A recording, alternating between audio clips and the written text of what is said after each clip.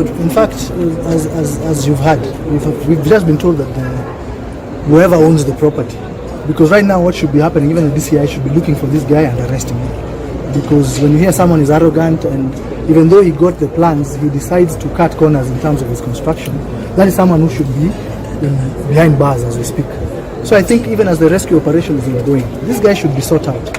We're also looking for the foreman for the construction, because the first thing that we need to establish is how many people, if any, are trapped inside, so that the rescue operation can be done properly. We have sniffer dogs now with the KDF, and again, the sole purpose is to establish if you have trapped people under the rubble so that they can be rescued. But in terms of the construction, because we should not be allowing this to happen all the time. Every so often you hear about collapsed buildings, and there must be checks and balances in terms of even the guys who get the approvals. How are they allowed to continue into construction if their buildings are substandard? I hope this is the last time we hear about collapsed buildings in Nairobi County. I'll be talking to Governor Sakaja so that we see if he needs any assistance from us in terms of coming up with solutions so that this does not happen again, because it's very unfortunate when you have people who are just looking for a source of living.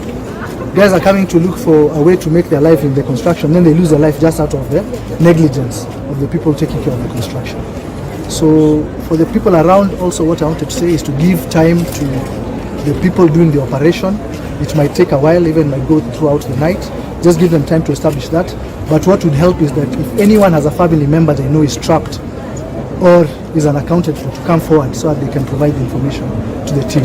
In terms of the construction itself, it will be hard to establish. I think someone more technical can explain whether there is a way of finding out the real cause of the collapse. Then I'm sure people in the construction profession can be able to ascertain how come we still have all these buildings collapsing in Nairobi, so that we can ensure that is done. Because what I've heard also, neighbors have been complaining, because even as the foundation was being done, people were complaining it's a substandard foundation that might not be able to hold the whole structure. How the construction continued, we need to understand, because if you have officers who are supposed to be monitoring as the construction goes up, they should come forward and also explain. In fact, even for them, they should be held accountable in terms of negligence, because if we have officers who've been monitoring the construction and it collapses, they should explain. They should be held accountable as well. They should come forward and explain how they allowed the construction to continue. What we would also like to know, we are aware that the standing building is the half, yes, the half wing. Correct. Of this of the building that has fallen down. Correct. So we'd also want to know whether there's a risk of this other building falling down. I might not be technical enough, but according to me, definitely a risk exists on the other construction, because it is the same owner, it is the same. If he was using substandard materials, I'm sure he was cutting corners even on that one. So what I would advise is people to keep away from that structure. We'll hopefully get assistance from the authorities in ensuring that happens, and apprehend this guy if we don't establish whether we have anybody missing. So anybody who knows anybody, I think the first thing for us is for them to come forward.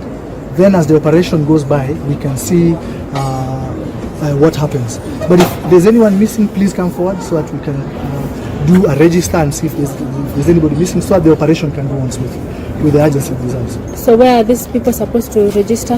We have now, we call it an operation center over there, which has been set up with the National Disaster Management Team.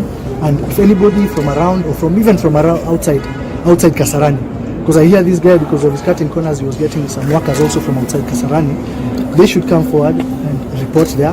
That is 24 hours it will be there. So they can come and report, register anybody who's missing so that we can account for them.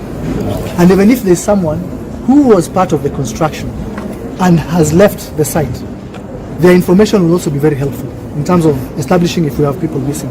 So anybody also who was taking part in the construction, if they have actually managed to escape, they should still come forward and give us whatever information they have, because maybe some of their friends or colleagues are still trapped in the construction site.